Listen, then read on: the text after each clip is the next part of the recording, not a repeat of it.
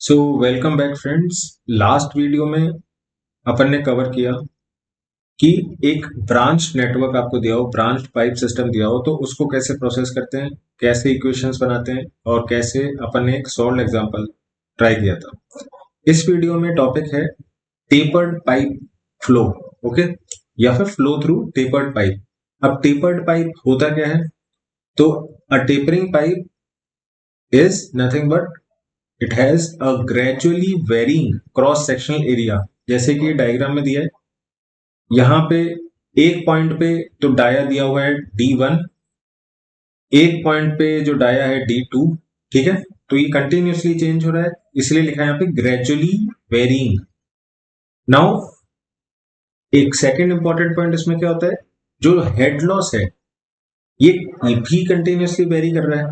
यहाँ पे डाया अलग है, यहाँ पे डाया अलग है, फिर अगले पॉइंट पे डाया अलग है। तो अपन ने डार्सी बीस पे इक्वेशन पढ़ी है, उसमें हेड लॉस दिया होता है FLV² बाय 2GD। तो डी चेंज होता जा रहा है कंटिन्यूसली। इस कारण अपने को क्या करना पड़ता है, जो हेड लॉस पूरे पाइप का अगर निकालना हो तो we have to use the concept of integration. अब इस डायग्राम को एक बार देखते हैं। पॉइंट यहाँ D1 से स्टार्ट हुआ और ये D2 पे खत्म हुआ।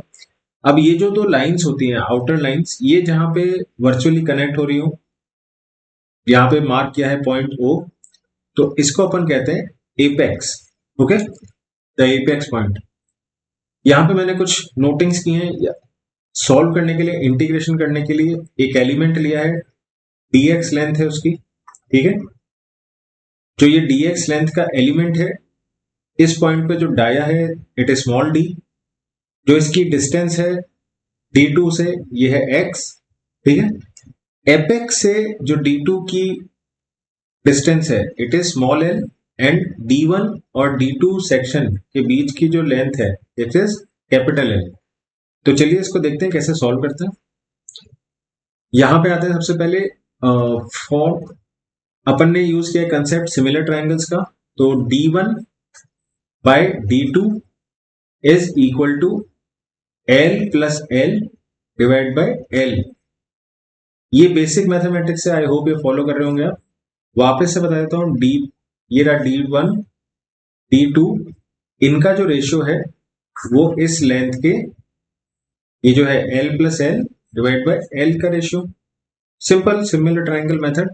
तो उससे अपने पास एक टर्म निकल के आ जाती है L, स्मॉल l के फॉर्म में, small l equals to D2L by D1 minus D2। अब इधर आते हैं, अगेन सिमिलर ट्रायंगल यूज किया है, उससे अपन ने D2 ये जो पार्ट है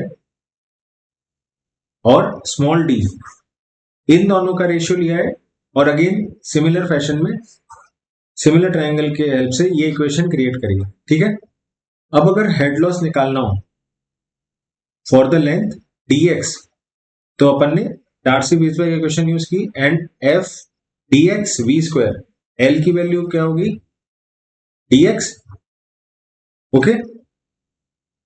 तो f dx v² by 2gd। v क्या है यहाँ पे, वेलोसिटी है फ्लो की एट दिस सेक्शन। इसी सेक्शन पे क्या वेलोसिटी होगी उसकी बात हो रही है। अब कंटिन्यूटी इक्वेशन से d1 हो, d हो या d2 हो, डिस्चार्ज तो सेम रहेगा, बट वेलोसिटीज में कंटिन्यूसली वेरिएशन आता रहेगा, और एरिया तो दिख ही रहा है कंटिन्यूसली वेरी हो रहा है। चलिए फिर इसको सॉल्व करते हैं, कैसे इंटीग्रेशन करना है।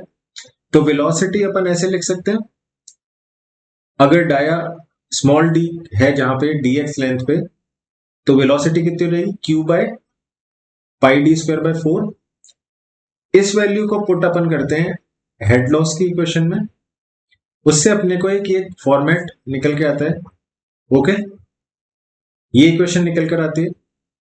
आप अगर साथ में नोट कर रहे हैं तो आप इसको नोट करते रहिए अपने नोट्स में। अब इस इक्वेशन को अपन आगे चल के इंटीग्रेट करेंगे, so integrating both the sides. तो इसका इंटीग्रेशन करते हैं, तो ये सारे मैंने जो बाहर ये ले लिए वैल्यूज, ये जनरली कांस्टेंट है, मतलब ये सारी वैल्यूज अपने को ऑलरेडी पता है। f पता है, डिस्चार्ज पता है, D2 की लेंथ या कि डाया सेकंड सेक्शन पे कितना है वो पता है, L की वैल्यू पता है। तो ये सारी वैल्यूज बाहर आ गई, अंदर क्या बचा, सिर्फ dx और एक्स के फॉर्म में जो भी टर्म्स थी। अब इसको जब अपन इंटीग्रेट करते हैं तो ये वैल्यू निकल कर आती है एंड रेंज है 0 से एल तक की। ओके, इसको जब फर्दर सॉल्व करते हैं तो अपने पास ये इक्वेशन निकल कर आती है। Okay, this is your head loss due to friction in a tapering pipe. So अगर आपसे जनरली ये यूनिवर्सिटी में इस टाइप का क्वेश्चन आ सकता है और आपसे पूछा जा सकता है कि derive the head loss due to friction in a tapering pipe. So you have to follow all these steps. You have to firstly show how do you represent or visualize a tapering pipe. What will be the difference when compared to a continuous pipe और या फिर same dia pipe से क्या difference होगा। आपने integration या किया तो ये कैसे टर्म्स लाए, सिमिलर ट्राइंगल का कंसेप्ट लगाया, अलग अलग टर्म्स आपने लेकर आए और फाइनली आपने कैसे इंटीग्रेशन करके हेड लॉस की वैल्यू निकाली। Okay, so that's all for this video. Thanks for watching and please comment your location or comment your institute name so that it helps me in understanding what students are watching this video. तो अलग अलग universities में syllabus अलग अलग होता है।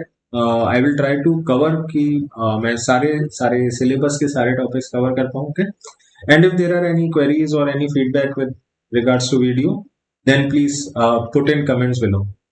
So that's all for today. Thanks for watching and we'll meet in the next one.